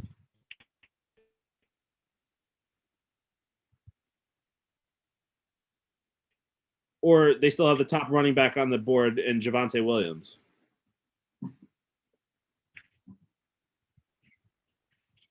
What? Yeah, what are the top 5 overall? Well, according to this, Javonte Williams, Jason Owe, Christian Barmore, Nick Bolton and Zaven Collins.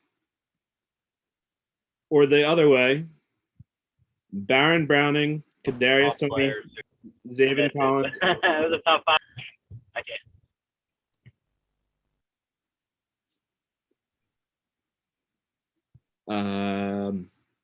Did we lose you again? Yeah. So I think Christian Barmore is a home run hit here. Like I said, they're gonna have to fill in for Ndamukong eventually. And Vita Vea, Christian Barmore should be fantastic in the interior there. All right. So then now on to round 2. Kadarius Toney goes to Jacksonville, and my Jets pick up Javonte Williams. I wouldn't mind that. All right. So now we move on to the Atlanta Falcons, who took Kyle Pitts in the first round. They're still looking for defensive help here.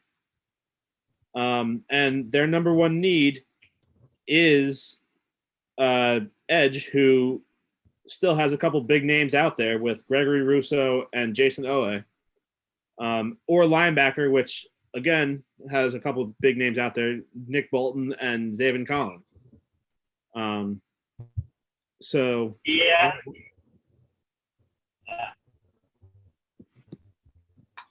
I know Falcons fans will be mad.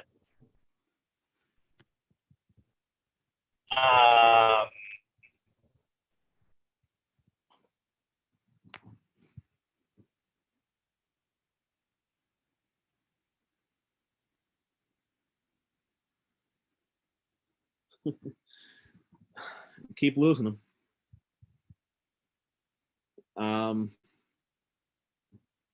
I don't know what Rusty was going to say, but I personally would go with one of their defensive players or one of the edge players. Oh, I heard a little something going.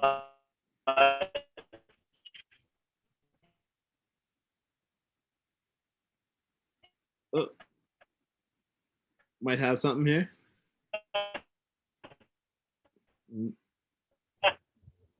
I would look at Kyle Pitts' teammate. Realistic.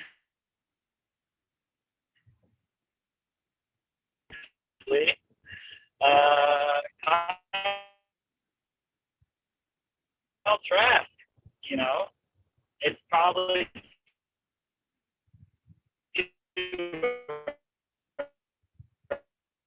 early for him. Can you hear me now? Yes, I can kind of hear you. I heard you say Mr. Trask there, so that is a good pick for them here. I'm trying, Chris. I'm trying. No, I don't know if you can hear me. Oh yeah, I can hear you. I agree though. I think Kyle Trask is a good good fit for them here.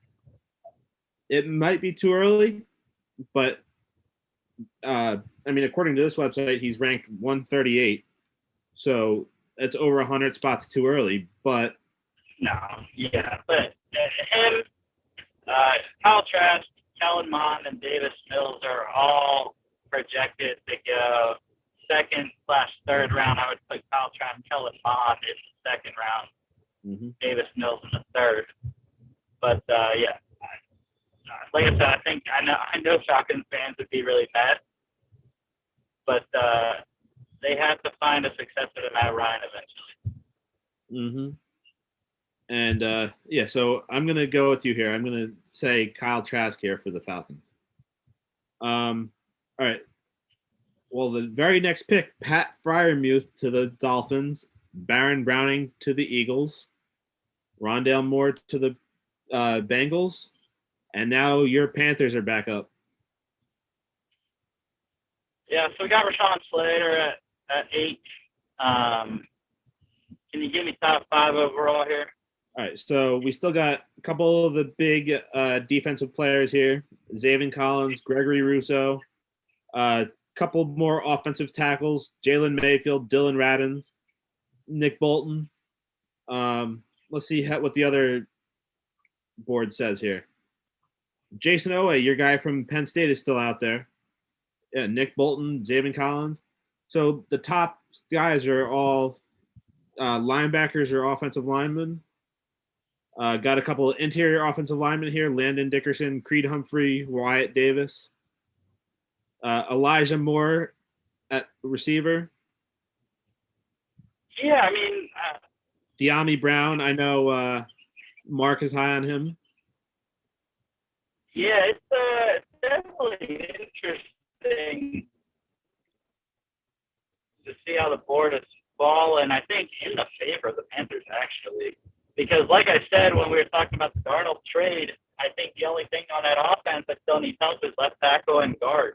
And I think Creed Humphrey is more of a center. Who was the other guy you said? Landon Dickerson and Wyatt Davis.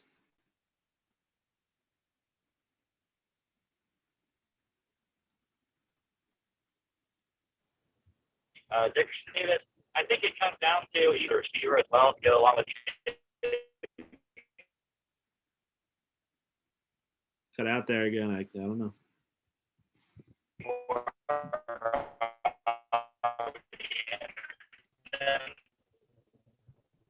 But I think they could get someone later to go in the third round. So let's probably go 3-rounder. So Wyatt Davis, I think, has to be the pick. All right. So the Panthers double down on offensive linemen here. Nick Bolton finally off the board with the Broncos. Kelvin Joseph, cornerback, goes to Detroit. Jason Owe finally off the board with the Giants. Zaven Collins goes to San Francisco. Levi Onwuzurike goes to Dallas. Joe Tyron.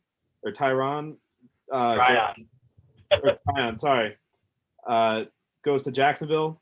Elijah Moore to New England. Javon Holland to the Chargers. One of our favorite players, because he interacted with us, Davion Nixon, goes to the Raiders. Landon Dickerson to Cardinals. Milton Williams to Dolphins. Asante Samuel Jr. to Washington. Davis Mills, quarterback, goes to Chicago. Amari Rogers to the Titans. Dylan Radins to the Colts. Humphrey to your Steelers. Alex Leatherwood to Seattle. Liam Eichenberg to LA.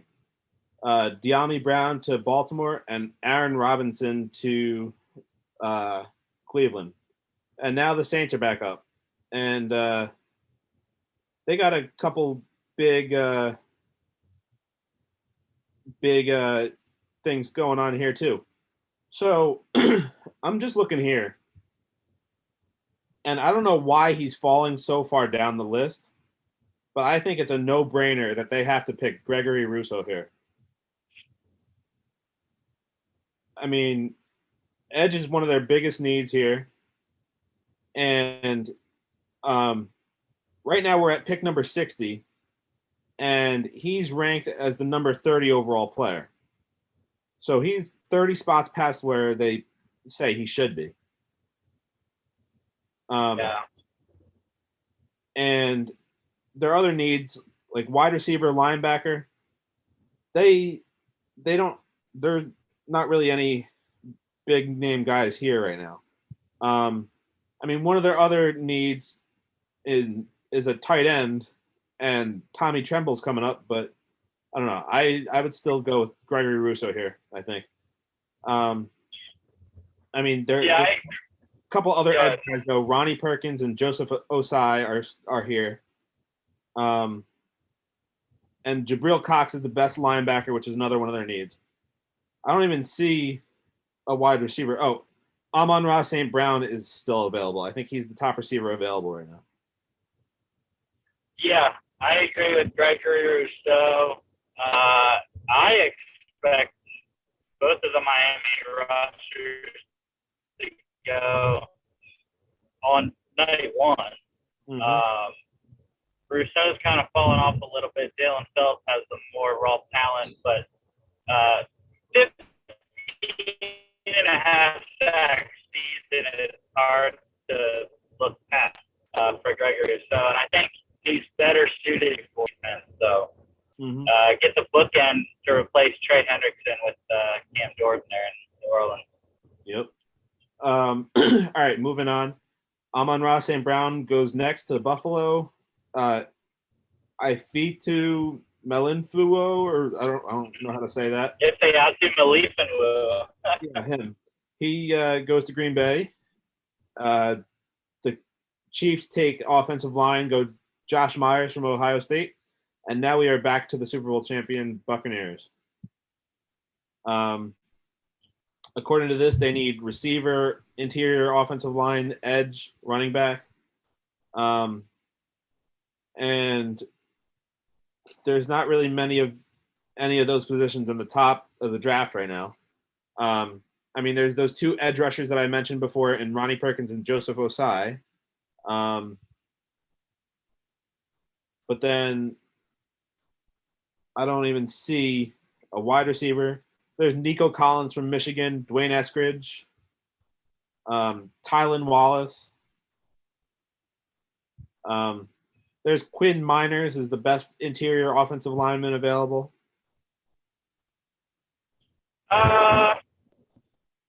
Yeah, I mean, Quinn Miners would be an option. But I know Bruce Arians doesn't really like rich quarterback. But I'm going to go get the future guy here for the Bucs. And that's Kellen Mond at A&M. All right. You get him at 64, and he's ranked at number 108. So you get him at exactly his halfway point. Yeah, their quarterback rankings are trash on here. All right. Now entering round 3, Jamar Johnson, the safety, goes to Jacksonville. Jalen Mayfield, the tackle, goes to the Jets. And Nico Collins, the wide receiver, goes to Houston. So now we are back with the Falcons, who have the Florida teammates in Kyle Trask and why am I blanking on his name all of a sudden? Kyle Pitts. Oh, Pitts. So I think it's finally time to go defense. we got a couple of linebackers and a couple of edge rushers here. Both the top needs for the Falcons here. Cox still available? We got Jabril Cox, Ronnie Perkins, Joseph Osai. Those are the top 3 right there. Yeah, I think they do need more edge rush help than they do inside or off-ball linebacker. But I think Jabril Cox is too good to pass up. He played very well on a not so good LSU team this year, transferring over from North Dakota State. He's a 3-time national champion at the FCS level, so he knows how to win. And I think he'll pair nicely with Deion Jones there at the second level. And they also have Cameron McGrone as well on the board. Jabril Cox better. All right. I mean, I'd have to agree with you. Just the LSU pedigree, even though they didn't have a good season, I think he fits nicely. I mean, he doesn't have to travel far going from Louisiana to Georgia, and he is technically leaving enemy territory to come to Atlanta here. So I think that'd be a nice kind of steal for them at this spot in the draft. All right, so next up, got Richie Grant going to the Bengals, Elijah Molden going to the Eagles, Dwayne Eskridge off the board to Denver, and Jackson Carman, the tackle from Clemson, going to Detroit. And now we got your Panthers up again. So we so far have taken the 2 offensive linemen for them. Yeah. What's the receiver board looking like here? Let's see. Receivers, we got Tylan Wallace is the best available. Then Demetric Felton, Chatarius Atwell, Jalen Darden, Simi Fahoko. I've never even heard of that guy. Yeah, Bahoka's a big guy for Stanford. Des Patrick from Louisville. Yeah, that's tough. A lot of those guys are slot guys, which I think DJ Moore plays his best in the slot. So, that's tough.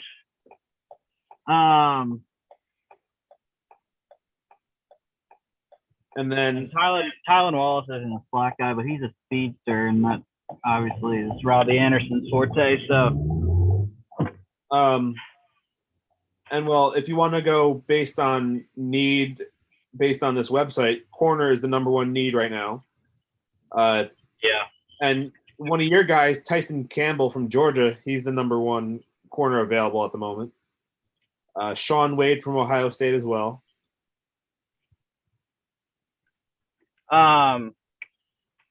What about safety? Safety. Cisco is available. Nasir Dean is available. Josh Bledsoe. All right. Yeah, I like those safeties. I think they need help with safety. They obviously have Jeremy Chin, who should have won Defensive Rookie of the Year. Mm-hmm. But they did release Trey Boston, so I think they need a free safety to pair with Chin, and I think that guy is Hamza Nasruddin. I really do. I think he can ball hawk back in the secondary and make some plays. All right, so we'll go with Nasruddin here, and let's see. A lot of picks going off the board here. So Cameron McGrone to Washington. Joseph Osai finally off the board to Dallas. Brevin Jordan, the tight end, to the Giants. Pete Werner, linebacker, to Chargers. Paulson Adebo to the Vikings. Chaz Surratt and Andre Cisco going back-to-back, both to the Raiders. Kenneth Gainwell, a very underrated running back there, going to Miami. Josh Bledsoe to Washington, Brady Christensen to Chicago, Tommy Tremble to your Eagles, Trill Williams to the Titans, Tylan Wallace comes to New York for the Jets, Spencer Brown, tackle to the Steelers, Janarius Robinson, edge to the Rams, Aleem McNeil to the Browns, Carlos Basham Jr. to the Vikings, Demetric Felton to the Browns, Tyler Shelvin to Green Bay, Michael Carter to the Bills. I know we've said that a lot. And Robert Hainsey to the Chiefs. And now our final pick. Or wait, no, is it? No, I don't think it is. Unless those aren't in the third round. I don't know. We'll see in a second. But pick number 95 here to Tampa Bay. No, yeah, Saints have a comp pick coming up still. Chris, did you switch your screen sharing to the mock draft or no? Because I'm still seeing the PowerPoint. Well, it should. Okay, whatever. Maybe it just doesn't work when you use a full screen on phone. I don't know. Whatever. As long as yours shows, the draft. Whatever. But anyways, so Tampa Bay here. Well, we got Barmore and who else? What else did we get there? I forget. Now I see it. There we go. There we go. Who else did we get for Tampa Bay other than Barmore? Kellen Mond, Christian Barmore. Oh, that's right. That's right, Kellen Mond. So, what are the top five here? Togiai, Roche, Perkins, all defensive guys. Jay Tufele, Peyton Turner, all defensive line guys there. Yeah. And there's still Quinn Miners, the interior offensive line, which is one of the top needs apparently for Tampa Bay. I'm gonna go get JPP's replacement here. And it's tough. It's between Quincy Roche and Jay Tufele. I'm gonna go with Roche though. I think he had better production. Tufele was pretty good at USC, but Roche, I think coming over from Temple had a solid season last year, and I think he has a lot of upside there. Might be a little bit of a transition to stand up in the 3-4, but I think he's athletic enough to do it.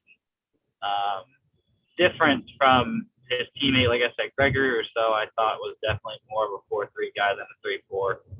But I think Quincy Roche can play either. So. Yeah, I agree. Roche is probably the pick here. Yeah, like you said, Jay Tufele is a great player, but in our mock draft here, they already did go and get interior defensive line. So, yeah, I would go Quincy Roche here, just like you. All right, let's see. James Wiggins to Patriots. Ronnie Perkins comes off the board to the Chargers, and now the Saints have their pick here. And I mean, they need a couple things, but they addressed some of their biggest needs here. And just looking at the board here, what there is left on the board. And a lot of their needs are not on the top of the board here anymore. Let's see. Let's go to linebackers, see what there is for linebackers. There's a couple of good ones here too, but I think that they can get some of those guys later on. Just out of curiosity, who's quarterbacks still here? Jamie Newman, your guy from Georgia, is the number one quarterback still on the board. No. For one, you can't even classify him as Georgia. He never played. He's Wake Forest. All right, let's see what their number one need. Chatarius Atwell, Frank Darby, Des Fitzpatrick. I don't know. I mean, I kind of do like that pair from Louisville, but yeah. I mean, Tutu Atwell, I think, would be very good in the same system that Sean Payton runs. Yeah. Because Traquan Smith has not fulfilled his second round pedigree so far. Traquan Smith has had some games, but a lot of the time I feel like you don't see him. So that's why they had to bring in Emmanuel Sanders last year. So, I mean, I wouldn't be surprised. Obviously, they don't have the cap room to sign anyone. But, I wouldn't be surprised if even after the draft, they go bargain bin shopping for veteran wide receivers. Mm-hmm.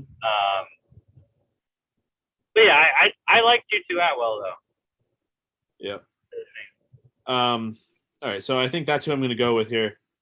And let's see. And the Saints have one more pick here. They get another pick. But let's see who came off the board. James Hudson to the Cowboys. Hunter Long to the Titans. Peyton Turner to Detroit. Tyson Campbell to San Francisco. Derek Barnes to the Rams. Ardarius Washington to the Ravens. So a couple of good players off the board there. But so far the Saints have been drafting based on need here, and they've taken care of their top three needs. They still need linebacker, safety, and interior defensive line. And according to this right now, the top player on the board is Tommy Togiai, the interior defensive lineman from Ohio State. So he would be a good pick. or the guy that we were talking about before, Jay Tufele, sorry, from USC. He's also on the board. So I think I would go between one of those two guys. Otherwise, I mean, yeah, linebacker, there isn't really any good linebackers left at this point. And safeties, I mean, Jacoby Stevens from LSU is the number one safety still on the board, or Talanoa Hufanga. And I don't even know who that is. I don't think I've heard of him. Yeah, I like Tommy Togiai. He should fill in nicely for the Malcolm Brown loss. Yeah, solid player. Needs to work on pass rush, but he's going to be a guy early in his career that's going to stuff the run. I mean, looking at the linebackers too, which is another position of need for them, they got Alabama linebacker Dylan Moses up there. And another guy I know you're really high on too, Patty Fisher, but a little early for him, I think. Yeah, way too early for Patty Fisher. Patty's going to go on late day 3, probably. Dylan Moses is going to be a steal by someone. But I think with the injury history, I think it's too early in the 3rd round to take Dylan Moses. If the Saints want to do Dylan Moses, I think trading back into the 4th round would be where his value would come into play. All right, so Tommy Togiai. Yep, I think he is the pick here. And we are complete. All right, so let's just really quickly go over our picks again. So first round, Falcons picked Kyle Pitts at number 4. At number 8, Panthers got Rashawn Slater. At number 28, the Saints got Caleb Farley. And at number 32, the Buccaneers got Christian Barmore. Then in the 2nd round, Falcons got their future quarterback, possibly Kyle Trask. Panthers at 39 got another offensive lineman in Wyatt Davis. Saints got a pass rusher in Gregory Rousseau. The Buccaneers got possibly their quarterback of the future in Kellen Mond.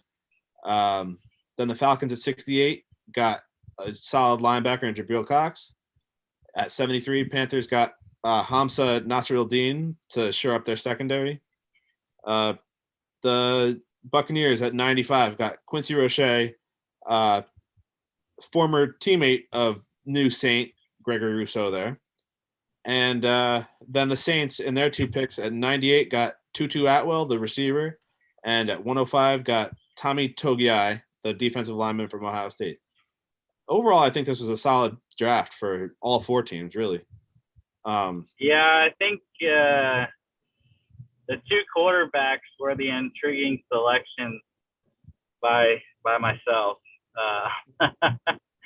To see what especially Falcons fans think about Kyle Trask, because I know a lot of Falcons fans being in Georgia here. So shall be interesting to see the comments, to say the least.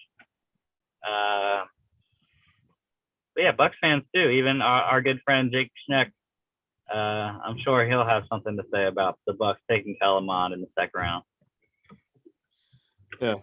But I mean, you said it though during the draft that they don't really have any holes to fill. They're drafting for depth and for the future. So I wouldn't put it past them to do something like that if they're really that high on Kellen Mond. I mean, who's their backup quarterback right now? Do they I don't even know. I believe it's still Blaine Gabbert, as far as I know. So I mean, yeah, they don't really have youth at that position right now. So yeah, I could definitely see them going with somebody like that. Or if they're in the position, I could possibly see them doing that at 32 and taking Kyle Trask if they really feel he's the answer. I mean, it wouldn't be out of the realm of possibility because the Falcons did take him at 35, so 3 spots ahead of them isn't that much of a reach, even though that is the 1st round. It's your option. Yeah, that is true. Brady's gonna play off 5 years anyways.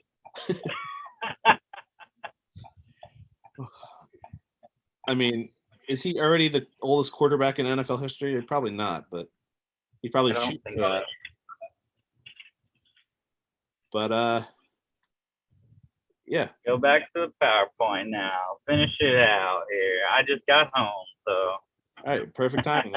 All right, so those were our selections for the mock draft. We'll have those posted later after the show here. And then, all right, so next Monday, we will do some more recaps of next weekend's games, as well as any news that might occur. All of the news that we had for today's show happened today, so we'll see how that goes. Like I said, the FCS recaps for this weekend, and any more free agency things that may occur or anything of that sort. There's still a lot of the I can't think of any of the big names still out there. Oh, well, Richard Sherman is still out there. And a few other big name guys. Well, that was like the biggest name I could think of that's still out there right now. But yeah, there's still a good players out there. And next Monday, we will possibly be having my sister's fiance, Jeremy, back on the show. He's a Lions fan, so we'll be doing the NFC North mock draft. On Friday's show, that will be the AFC North mock draft there, going Bengals, Ravens, Steelers, and Browns. But yeah, as always, don't forget to follow us here on YouTube. Hit the subscribe button as well. Subscribe to our Spotify, please. I know I've been slacking on getting the sound up, but I'll get this sound up hopefully tonight. Yeah, and also follow our Facebook page. Check us out on Twitter and Instagram at FAA Podcast. Chris does great things on Instagram there. Mm-hmm. And also check out our website, faapodcast.com. Click the little shop link. I know our good buddy London Ward was trying to check some stuff out. He said he's probably getting a hoodie and a sticker. Mm-hmm. So yeah, just check that out. We appreciate all the support. I got my sweatshirt on right now, and I love it. It's nice and comfy. So, I mean, I know it's going into the hotter months of the year now, but we have T-shirts and all that too. So, pick yourself up one of those too. And there will be more colors and designs coming eventually when I get time to design some stuff. So, yeah. All right, Chris. Well, thank you for a great show and passing time for me to get home. Anytime. Hey, it's fun to host, but like I don't know, something was going on with my computer today. I'm glad we were able to get through it.